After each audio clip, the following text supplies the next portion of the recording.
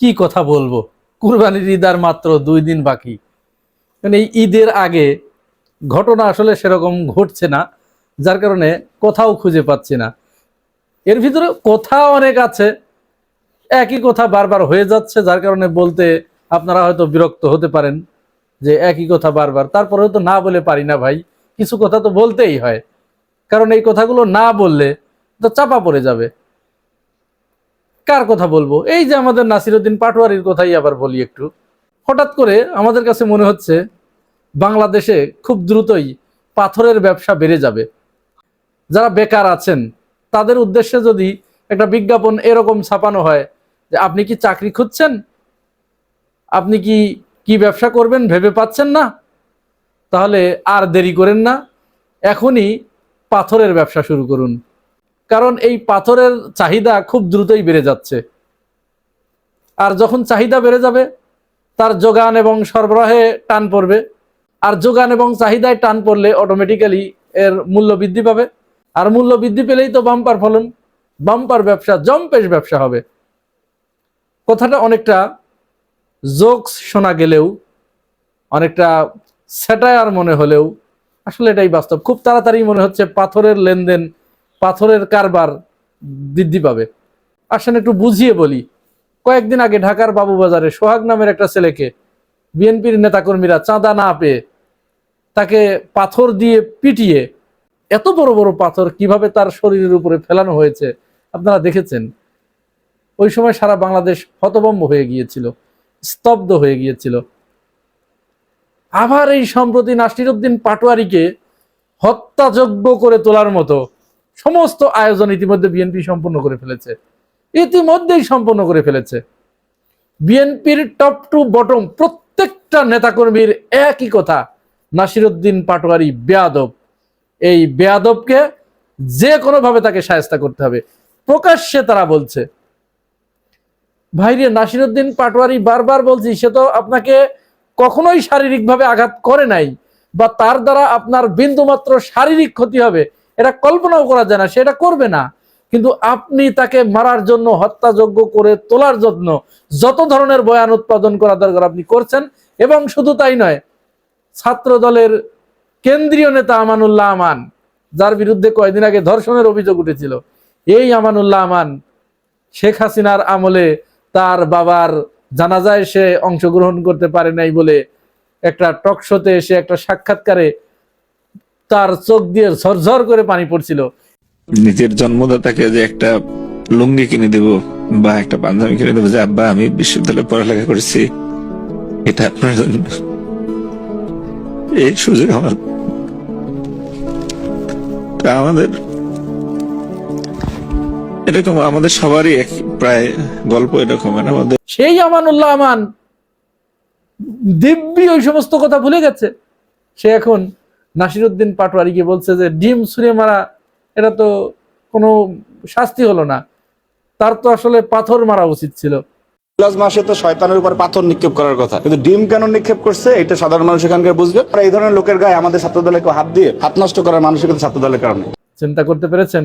এই কথার সাথে সাথে ছাত্র দলের সারা বাংলাদেশে তো অসংখ্য নেতা কর্মী আছে না, এরা তো পাথরের কারবার বাড়িয়ে দেবে। আজ থেকে এরা ইতিমধ্যে শুরু করেছে মনে হয় যে পাথরের ট্রেনিং, প্রশিক্ষণ, কিভাবে পাথর মারতে হয়। আমি আরেকটা টক শোতে বিএনপির আরো একজন নেতার শুনলাম যে এ তো মানুষ না, ও তো হারামজাদা। এই হারামজাদাকে ডিম ছুঁড়ে মারলো কেন? ওকে তো পাথর মেরে শেষ করে দেওয়া উচিত ছিল। এটা তো প্রস্তর যুগে, অর্থাৎ পাথরের কারবার কোন যুগে ছিল? প্রস্তর যুগে, আদিম যুগে, গুহা যুগে, সেই যুগে ফিরে যাচ্ছে। আর নাসিরউদ্দিন পাটোয়ারিও খুব তাড়াতাড়ি হয়তো তাকে ওই ঢাকার বাবুবাজারের ওই সোহাগের মতো অথবা ওসমান হাদির মতো ভাগ্য তাকে বরণ করতে হচ্ছে। এর ভিতরে একটা গ্রুপ সৃষ্টি হয়েছে, টক শোতে এসে তারা বিএনপির যাবতীয় অপকর্ম, এই যে চাঁদাবাজি, এই যে সীমাহীন খুন, এই যে দুর্নীতি, এই যে ধর্ষণ, প্রতিদিন 5টা 10টা করে ধর্ষণ হচ্ছে, তাও শিশুরা বেশি। চাঁদাবাজের কথা তো বলবোই না, গরুর হাটে চাঁদাবাজি করতে গিয়ে সেখানে প্রকাশ্যে মানুষকে মারধর করছে, পিটাচ্ছে। গার্মেন্টসের ভিতরে যুবদল কর্মী চাঁদা নিতে গিয়ে মার খাচ্ছে, পিটুনি খাচ্ছে। গরুর ট্রাকগুলো আটকে চাঁদাবাজি করছে, সবজি ট্রাকগুলো আটকে চাঁদাবাজি করছে। এইগুলোকে জাস্টিফাই করতে গিয়ে তারা নাসিরউদ্দিন পাটোয়ারিকে হত্যাযজ্ঞ করে তুলছে যে ওকে থামানো গেলেই সবকিছু ঠান্ডা হয়ে যাবে। হ্যাঁ, উসমান হাদিকেও ঠিক এইভাবেই তারা থামিয়ে দিয়েছে, কিন্তু আওয়াজ কি বন্ধ হয়েছে? আওয়াজ কিন্তু কোনোদিন বন্ধ হবে না। যত মানুষকে এইভাবে পাথর দিয়ে মারবেন, আরেকজন নাসিরউদ্দিন পাটোয়ারি দাঁড়িয়ে যাবে, আরেকজন উসমান হাদি দাঁড়িয়ে যাবে। এই চাঁদাবাজের বিরুদ্ধে কথা চলবেই, দুর্নীতির বিরুদ্ধে কথা চলবেই, ধর্ষণের বিরুদ্ধে কথা চলবেই। এটা কেউ ঠেকাতে পারবে না। নিজেদের দলের ভিতরে আধিপত্য বিস্তারকে কেন্দ্র করে 5 আগস্টের পর থেকে পর্যন্ত প্রায় 200 জন মতো নিহত হয়েছে, অর্থাৎ এক গ্রুপের লোক আর এক গ্রুপকে হত্যা করেছে 200 জন। চিন্তা করা যায়। এদেরকে জাস্টিফাই করছে টকশোতে একটা গ্রুপ। এই যে রনি, রেজাউল করিম রনি ভদ্রলোক এমন ভাষায় টকশোতে কথা বলা শুরু করেছে ইদানিং। তার কয়েকদিন আগে ফেসবুকে একটা পোস্ট দেখলাম, সে এইভাবে বলছে যে আমি সিদ্ধান্ত নিয়েছি যে যেইটা টকশোতে এসে আমার মন মতো কথা না বলবে সেইটারে যেভাবে হোক আমি তারে আমার বসে আনবো, ধমক দিয়ে হোক আর যেভাবেই হোক। সেই কাজ সে শুরু করেছে। কিন্তু ভাই, তোমার কাছে তো কোনো যুক্তি নাই, তোমার আছে পেশি শক্তি, তোমার আছে ওই ধমকের জোর, যাকে তাকে তুমি ধমক দিয়ে বসে আনবা। এটা তো অত বেশি সহজ না। সাইফের সাথে লাগছিল, পরে সাইফের সাথে কথার জবাব না দিতে পেরে আসলে তো তাদের কাছে যুক্তি নাই। তাদের ঝুলিতে আছে কিছু চাঁদাবাজি, আছে কিছু খুন, আছে কিছু ধর্ষণ, এগুলো আছে।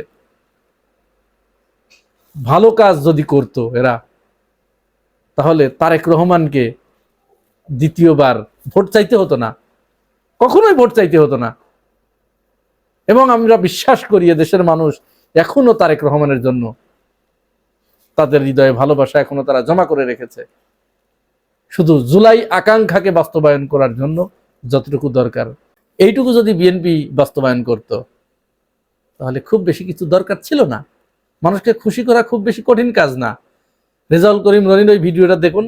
কবেকার বিএনপি ছিলেন বলেন তো? কবেকার? আমি সবসময়ের বিএনপি, সবসময়ের বিএনপি। হ্যাঁ সবসময়ের বিএনপি। সবসময় এক জওয়ান পত্রিকার কথা বলে বেড়ান, যেটার একটা ইয়াও বাইরা না। হ্যাঁ সবসময় আমি বিএনপি, নিজের কোনো সময় পরিচয় দেন, বিএনপি আমি না। বিএনপির চেষ্টা আপনার সমস্যা কি? করতেছি। আচ্ছা আমি বিএনপি, আপনার সমস্যা কি? আরে ভাই, আপনি সেটা প্রকাশ করেন না কেন? করতেছি তো প্রকাশ। সমস্যা বলেন কি যে আমি আপনার? বিএনপির হ্যাঁ, কর্মী, আমি বিএনপির চাই কর্মী, যে সমস্যা হচ্ছে যে কি? বিএনপি আমাকে একটা পদ দিক। এটা আপনি চান, এটা আমি তো চাচ্ছি আপনি তো না। চাচ্ছেন না, আচ্ছা, আপনি frustrated। আচ্ছা, তার মানে কি? তার মানে কত বড় বেয়াদব, কত বড় নোংরা, দেখছেন, কত বড় কিরকম কুলাঙ্গার। কথাবার্তা বলে। দেখছে বলতেছে যে বিএনপি এই, আমাকে এটা একটা কি পদ ধরনের দেয়। কথা? উনি কুলাঙ্গার কুলাঙ্গারই তো আচ্ছা, বলবো আমি। আমার ব্যক্তিগত হ্যাঁ, আক্রমণে যাবে। আমার একটা দল নিজের করার বংশ নাই। পরিচয় যদি উনি আমাকে আর ধরেন আমি বিএনপি করি, এটা আমার অপরাধ। তার মানে কি?